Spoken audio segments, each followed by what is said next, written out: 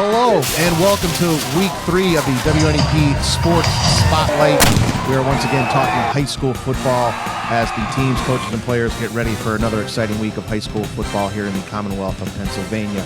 I'm Sports Director Steve Lloyd. Joining us once again, Courtney Harrison and Eve Hernandez. We've gone through 2 outstanding weeks. We have another big week coming up on Friday. We're going to start with Courtney and her thoughts on the first 2 weeks of the season. Courtney?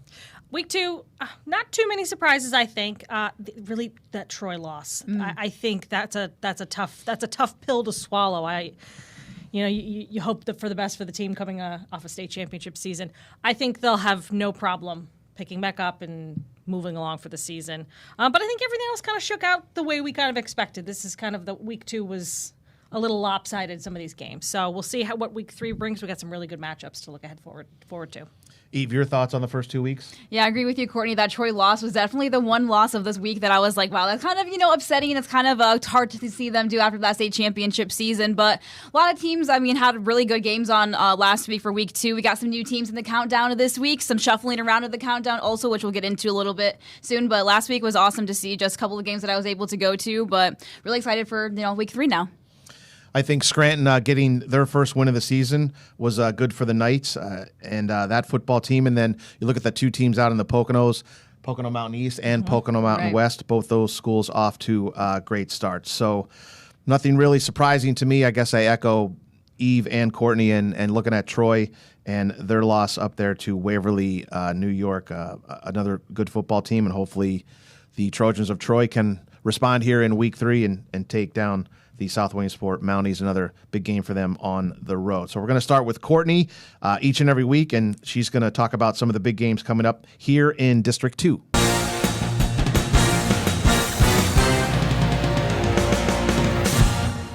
We're going to start with our game of the week this week, which will be number 6 Lakeland at number 9 Riverside. Both of them still 2-0 on the season. David Nanowitz is still rolling for the Chiefs. He had 3 touchdown passes last week, a big win over Holy Cross. I think they'll be looking to come in and make a stamp on the season at Riverside. Now, sometimes that's a tough place to play in front of that Viking crowd, but Riverside is going to have a battle on their hands. They barely won over Hanover area. 3-point win. I think that Lakeland is going to come in here and really want to show them who's boss this season. After that, I think we're going to look at number 3 Trail at Berwick. Great start for head coach C.J. Curry and his team.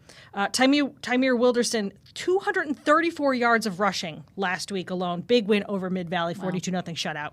So that'll be an interesting game. I think Trail's going to come down there and continue to do what they do. We'll talk about them and what they did this past week a little bit later on, but that should also be a good game.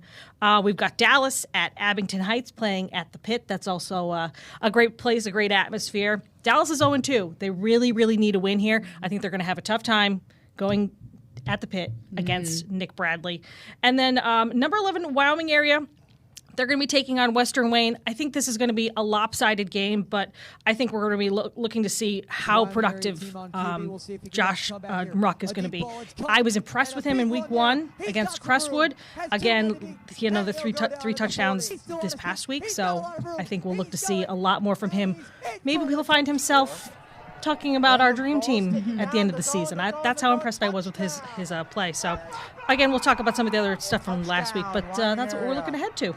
Yeah, and Courtney, circling back to the Dallas at Abington Heights game. Originally, that was a Friday night game. I believe there's some still ongoing construction issues at the school, so they're going to move it back down to the Pit, and kickoff for that game is at 1 o'clock.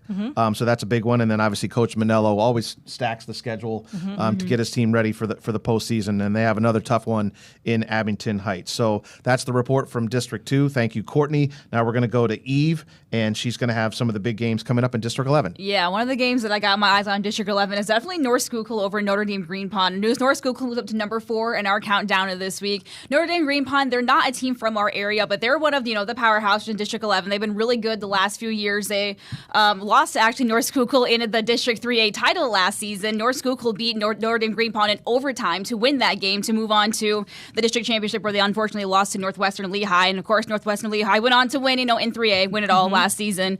But that's going to be a tough game. North Schuylkill had a great 50-7 win over Tamaqua last week, a completely dominating performance, just like they dominated Mount Carmel in week 1. Notre Dame Green Pond, they had a good win last week too. They won 63-0 over Salisbury Township. They've got one of the best quarterbacks in all of Pennsylvania, Matt Bodnar. He was Pennsylvania's passing leader on just in general for last season. So he's it's going to be a really tough competition. These two played twice last season, like I said, and those were Notre Dame's Green Pond's only losses of the season were to North Schuylkill. So this is going to be a big one. They're going to want revenge for sure after losing to them both last season. This game is going to be played at Lafayette College, so it's going to be a neutral ground for this time around, which is going to be an interesting atmosphere for everyone to come out to for that one. So I'm sure that one's going to be a really fun one for you guys to go out and watch. We also got Tri-Valley's playing to Pine Grove area next week. Tri-Valley had not as a tough loss. It was a very close loss to Marian Catholic last week. They'll hope to, get a bounce back win over Pine Grove area onto the road. We've got Schuylkill Haven going to Panther Valley, they're playing Shenandoah Valley. They beat Panther Valley last week. Schuylkill Haven, a nice 54-0 win. They are just continued to roll once again so far this season. A little bit lesser competition, I would say, to kind of start the season. They got a couple of warm-up games, but they're going to go to Shenandoah this week, and they got 3 straight games on the road before they actually go home. They haven't played a home game yet, so they don't get to play until next week versus Montanore area. They'll come in for that game. And then, of course, one of the biggest things going on in District 11 this week, East Stroudsburg South at Whitehall High School. 1, 2, 3, Saquon Barkley! Whitehall is inducting Saquon Barkley into their high school Hall of Fame on Friday night, which is incredible. Saquon and the Eagles, of course, playing, as this episode is airing, Thursday Night Football against the Cowboys to kick off the NFL season. So it's really cool that I think that they were able, to plan this out, I'm sure, ahead of time when the NFL schedule came out. You see that the Eagles get to play Thursday Night Football. That means they got the time on Friday to be able to come down to Whitehall High School. They don't have to worry about a game on Sunday. So, that's just a big game for all of these kids to be a part of, just for everyone in the community down there to see, and just our kids at East Stroudsburg South too. Backed into this opportunity, I guess you would say. They didn't know, going into the season that they'd be a part of something that this big. But obviously Saquon, a local kind of hero for down there in District 11, the Whitehall area. But that's just really cool if that's going to be happening on Friday night as well. And his fellow players actually just ranked him number one player for this season, the NFL 2025 season. Right. So it's even cooler to experience for those people down there. I'm kind of jealous. All right, Eve, thanks for that report on District 11. As we move to District 4, we're going to start with Central Mountain. They come in to face number 2 Williamsport. So Central Mountain, a team out of District 6, but they are in the Heartland Conference. And one of their former players, Robbie Gould, who retired from the NFL, one of the greatest kickers in the history of the National Football League for the Bears. That is his alma mater, so a tough one for them as they come in to face 2-0 Williamsport and head coach Mike Pearson. How about number 8 Jersey Shore? Coming off a big win over DV, they go to 0-2 Selinsgrove down to Bolig Stadium down there in Snyder County. So another long trip for Jersey Shore, and obviously the Bulldogs and the Seals, they've had quite a history going over the last, I would say, almost 10 years, battling each other out there in District 4. Number 12, Mifflinburg, they are off to a good start, 2-0. They go down to the Silver Bowl to face Mount Carmel area. So obviously another test for the Red Tornadoes, see if they can pick up another win and move to 2-1. And maybe Mifflinburg, who knows, the Wildcats can pick up another win and get off to a 3-0 start. Well, we've already talked about Troy. They're 1-1 now. They travel to South Williamsport to face the Mounties, and obviously trying to recover and get back on track after that tough loss on Saturday night. Giovanni White, the running back for Williamsport, amassed 218 yards rushing in week 2, and then Caden Maurer out of Line Mountain, 4 touchdown rushes for him. And as Courtney alluded to earlier, the WNAP Sports Spotlight Game of the Week is number 6 Lakeland at number 9 Riverside down in Taylor. Big one there in District 2. When we come back, we will look back at last week and some of the big games, some of the action. We'll get into some of the video part of the show, and we will also have our Sports Spotlight Play of the Week when we come back here after the break.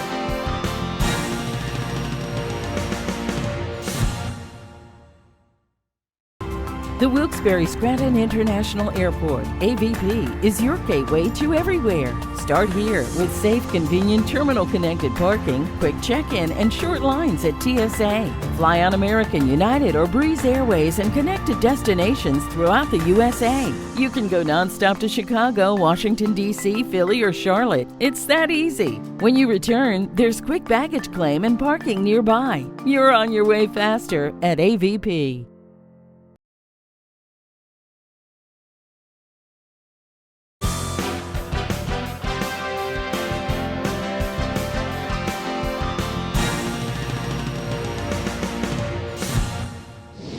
And welcome back to the Sports Spotlight. We're going to recap week 2, and we're going to start with number 5, Williams Valley, a big win over Mahanoy area.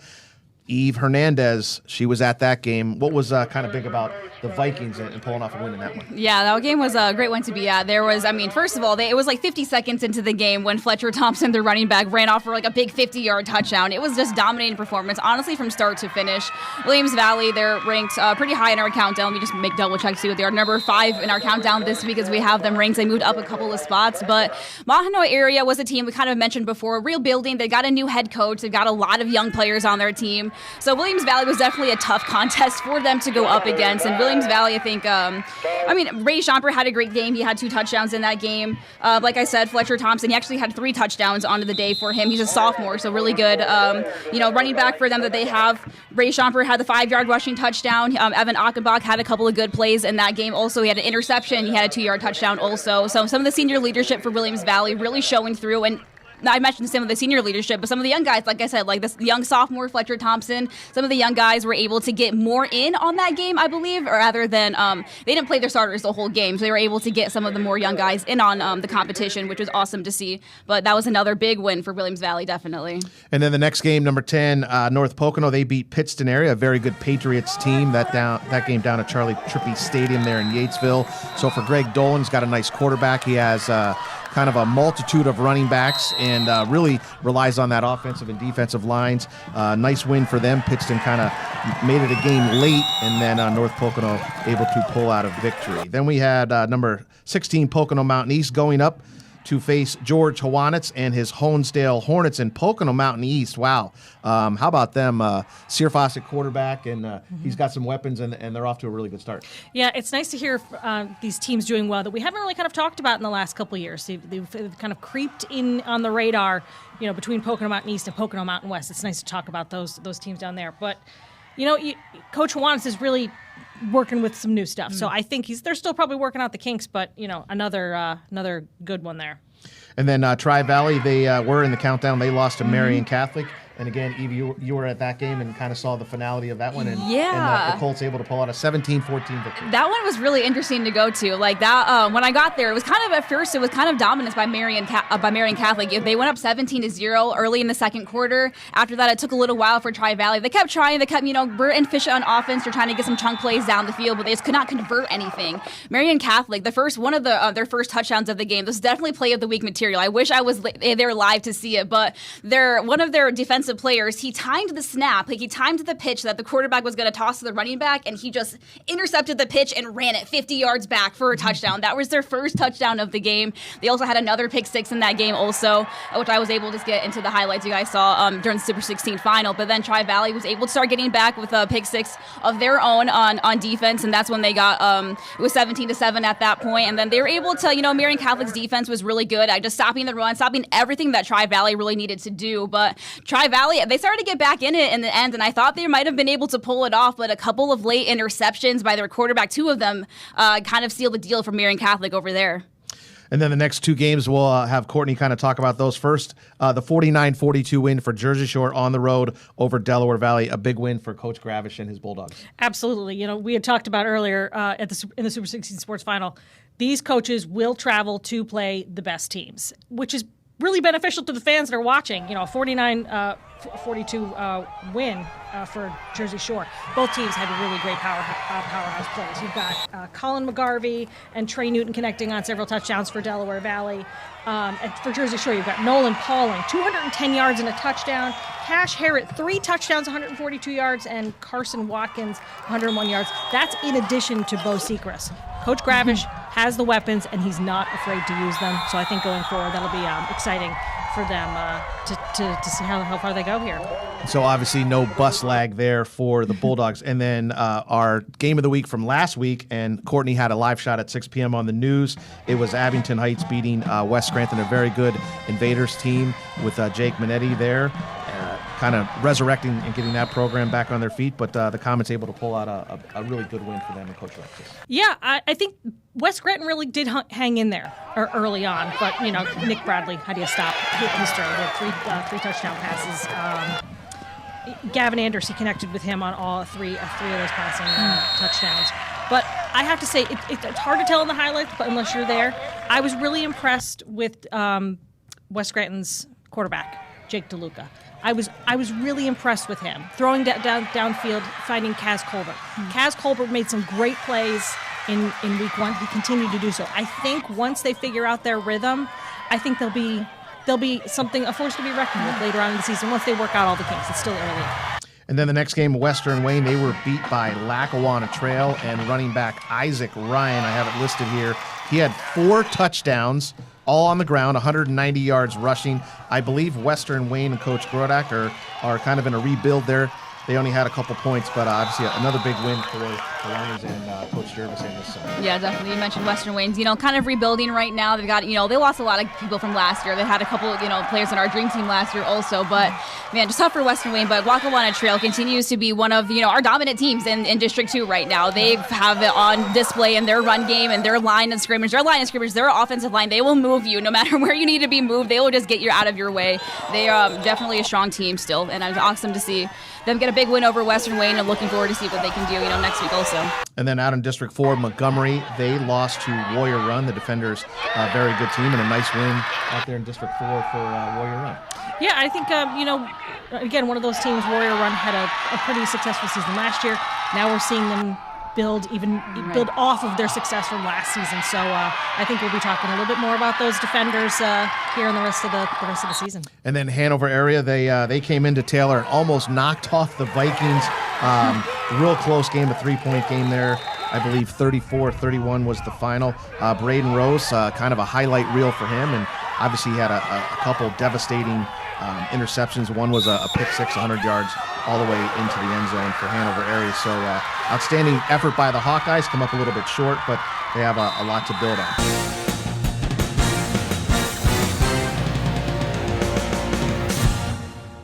Now to our play of the week, and it's Bo Seacrest from Jersey Shore.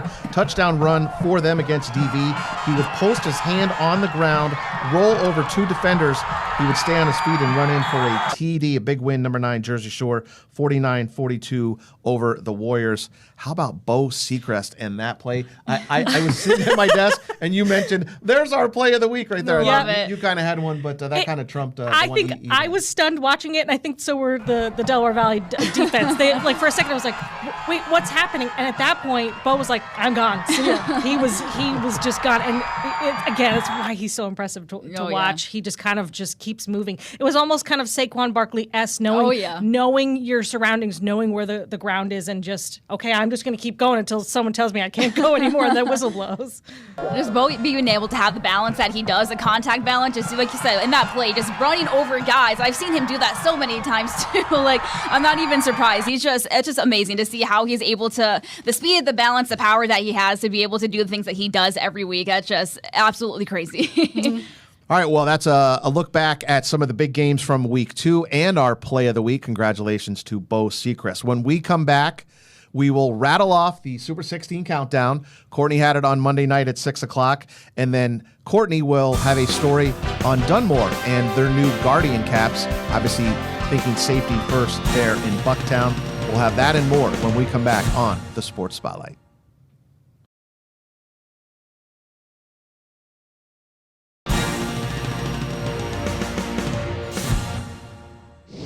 And welcome back to the Sports Spotlight here.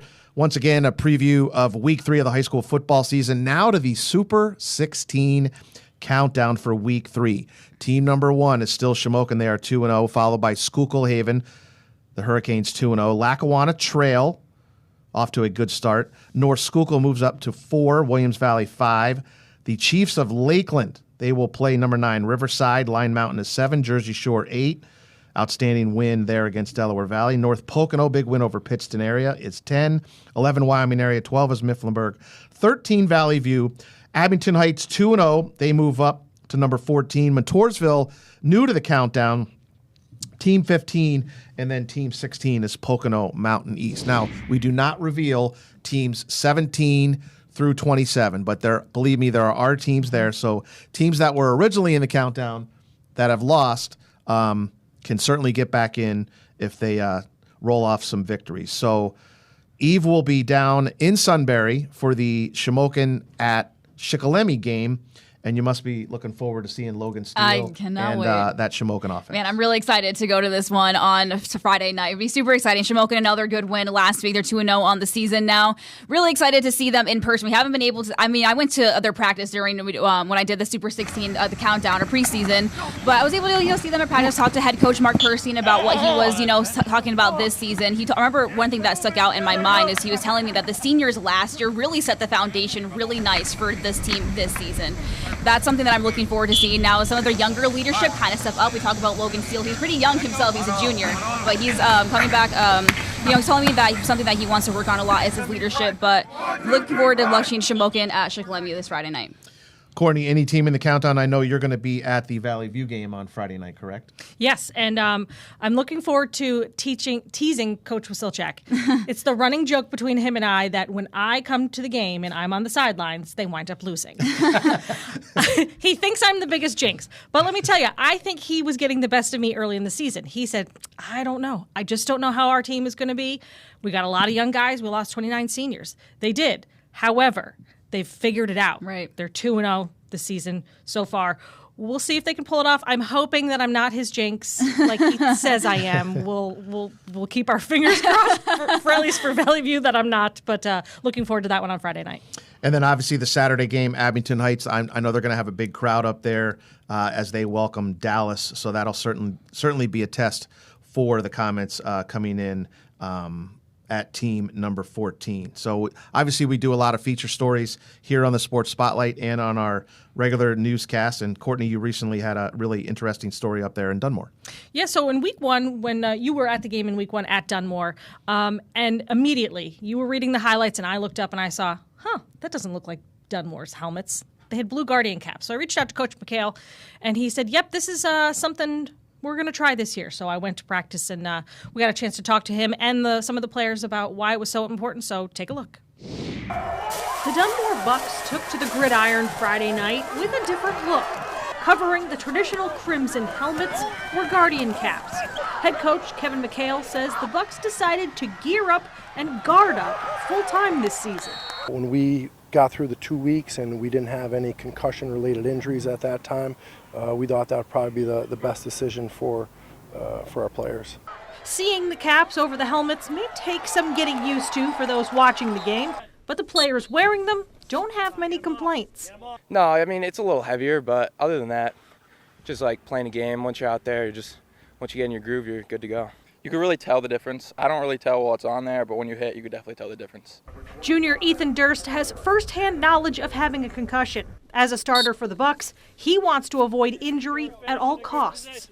It was last year during doubles, and I missed week one because of it. So having them this year, I think, really helped get less injuries, and it really kept us to 100%. And wearing the Guardian caps is really the most cost-effective way to ensure the player's safety because equipment can be really expensive. You know, the price of helmets these days, you're looking at upwards of $400 or more. In some cases, specialized models are $800 or $1,000. It's, under $100, so, it's not as expensive. When Coach McHale was on staff under head coach Jack Henzis, he came to understand the importance of being ahead of the curve, having the best and safest equipment. McHale continuing that mindset that will just take some getting used to. Some people, they don't like it as much, but, Coach McHale always says, when we look back on it in a couple years and we're out of high school, just trying to be the safest we can be. And if that means wearing the Guardian caps, and then that's what we have to do. It's really important. There's life after football, and we want to keep our players as safe as possible. So we'll see if any other teams this season will jump on that train of wearing the Guardian caps. It's just an additional layer of safety. He did say that they were going to get maybe some crimson ones. That was really important to them, looking to get the Bucks put on there to make it a little less obvious. So we'll see how that goes. All right, very interesting story. Yeah. Thank you for doing that and allowing our viewers to take a look at that. Certainly safety first for all the high school football players. So thumbs up to the Dunmore administration, coaching staff there, and the entire school district. Well, when we come back, we will have another feature with another coach from District 2, a gentleman that has a very historical past with some of his family members and coaching. And we will get into some, obviously, more high school football when the WNEP Sports Spotlight comes right back.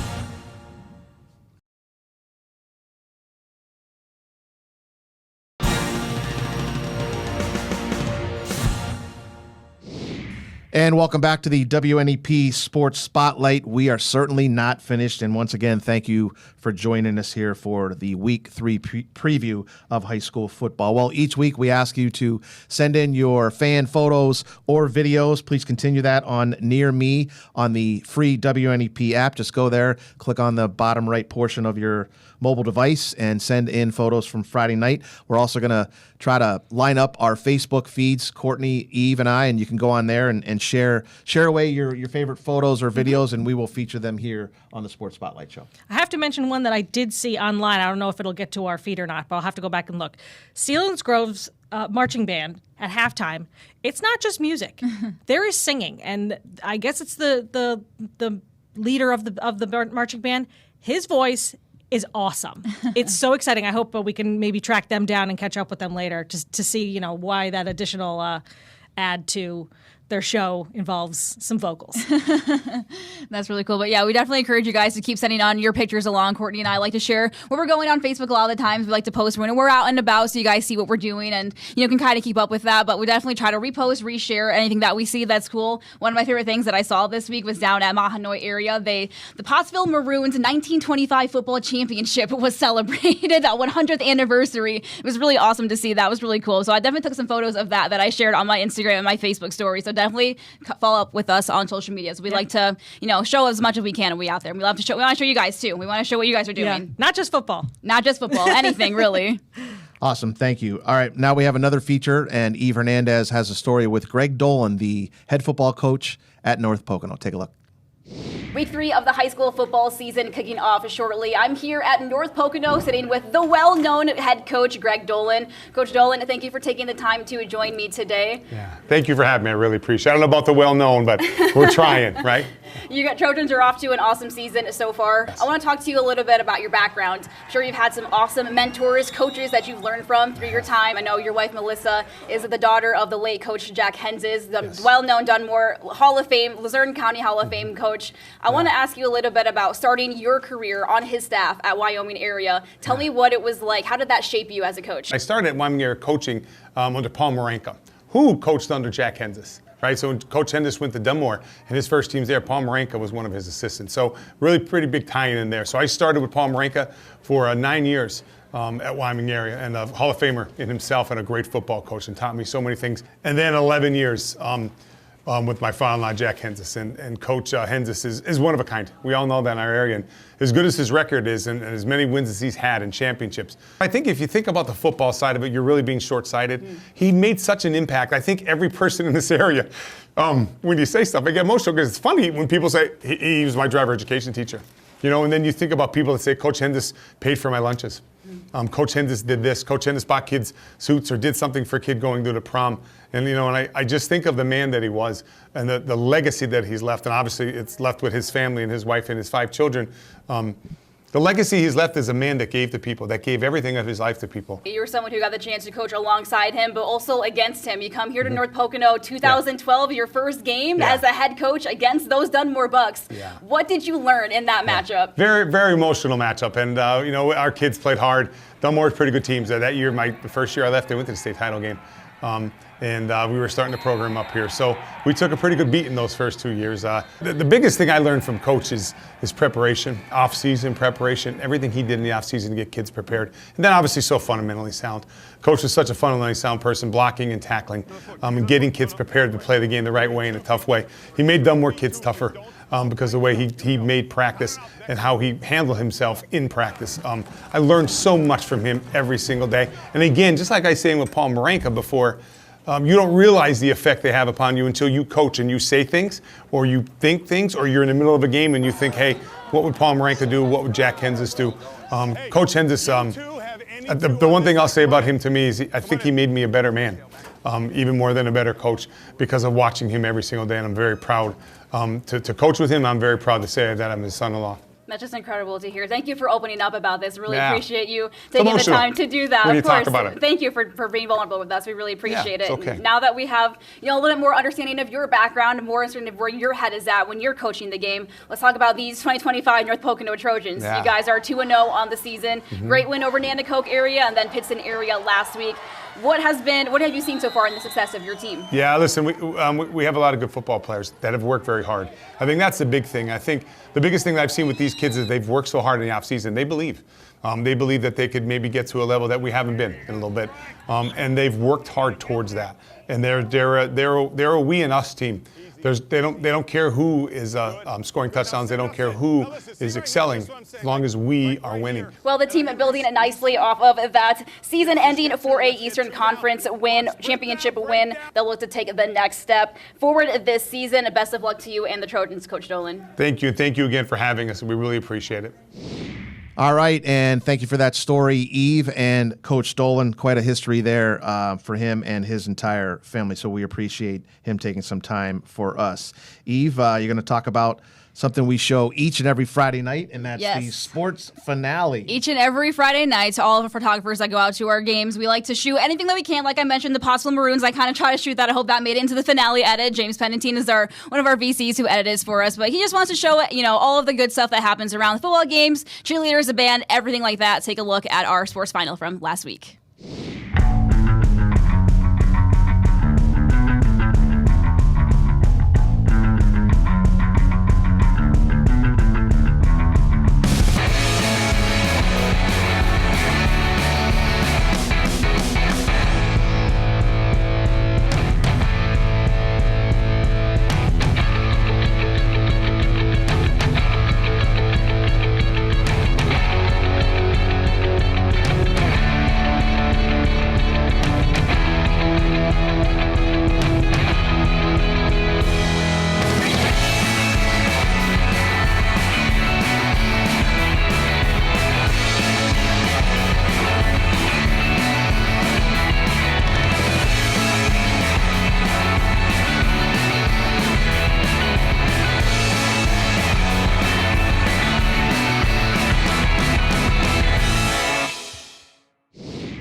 Thank you, James, so much for always putting together the sports final. Awesome to see all of the stuff around the area, all the music, all of the cool things from the games. But that was a really great week of high school football. I had a lot of fun last week at Mahanoy area and also at Marion Catholic.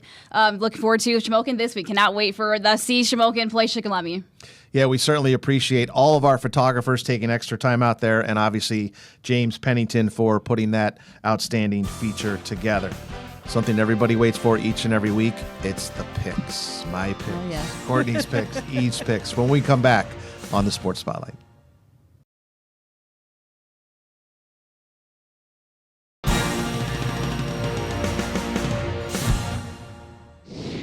All right, welcome back as we wrap up week 3 here for the Sports Spotlight. I am Sports Director Steve Lloyd, and here are my picks. I was 4-2 coming in, and I went 5-1 in week 2, an overall record 9-3. Well, how about the arithmetic and the math? My mother-in-law would be very proud.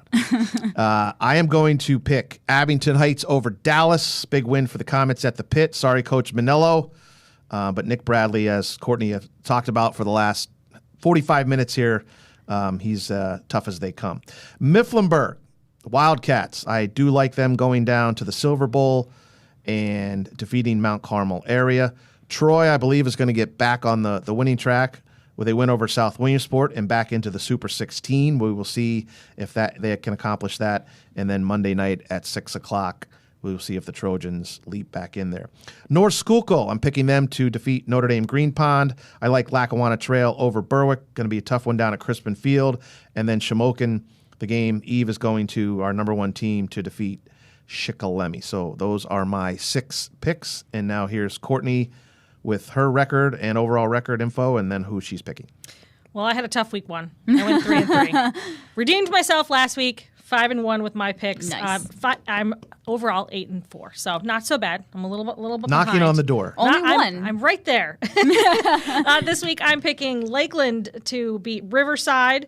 I've got Wilkes-Barre area over Valley View, Mifflinburg over Mount Carmel area, Troy beating South Williamsport, North Schuylkill. I agree. I think they'll be taking down Notre Dame Green Pond, and Williams Valley over Nativity. Despite Nativity being great, I think Williams Valley is just a step up. Tough competition. Good picks, Courtney. So we kind of try to spread it out. We usually try to get a few games in District 2, some games in District 4, and then obviously a couple big ones down there in District 11. So here's Eve, and she's going to give all of her information and the teams that she likes this week. Right. I was also 4-2 coming into the week. I went 5-1 last week, so I'm also 9-3 overall. Steve and I are tied at 9 wins, 3 losses. I am picking Lakeland over Riverside. I agree, man. That Riverside win over Hanover area, that was really close one for me. I think I agree. Lakeland's going to want to come in and kind of assert, their dominance over Riverside for a big District 2 matchup. They're definitely looking forward to seeing how that one plays out. But I am going to pick Lakeland to win that one. I'll also pick Abington Heights over Dallas. We'll also pick Troy to redeem themselves over South Williamsport. I think that will be a nice win for the Trojans to get a bounce back. Lackawanna Trail over Berwick. Like we just mentioned, Trail had a really good win over Western Wayne last week. I am also picking Shamokin, our number 1 team, over Schick, and then Williams Valley over Nativity. Good picks. No good picks. Good picks. All right, we're going to go with final thoughts. Courtney, we'll start with you. Again, week 3, there's some games I'm really looking forward to seeing. That we're going to be out covering, so we'll see how things shake out. Just looking forward to. None of us have been able to get out to a Shamokin game yet this season. Our number 1 team, so I'm really looking forward to going down to Shikellamy and seeing what the Indians have in store for them. I will be live down at Riverside, and obviously they're taking on the Chiefs of Lakeland. That's our WNEP Sports Spotlight game of the week, so looking forward to that. And obviously we wish all the teams and the coaching staffs great health. We don't want any injuries, and the best of luck in week 3 of high school football coming up. So for Courtney Harrison, Eve Hernandez, I am Steve Lloyd. Thanks again for joining us here on the Sports Spotlight each and every week on WNEP+. We want to thank our executive producers, Sean Dunn and Bill Schultz, behind the scenes, setting up all this equipment, getting this recorded, and obviously editing the show together for everyone to take a look at some of the outstanding athletes and teams we have here in Northeastern and Central Pennsylvania. Have a great night. We'll see you next week.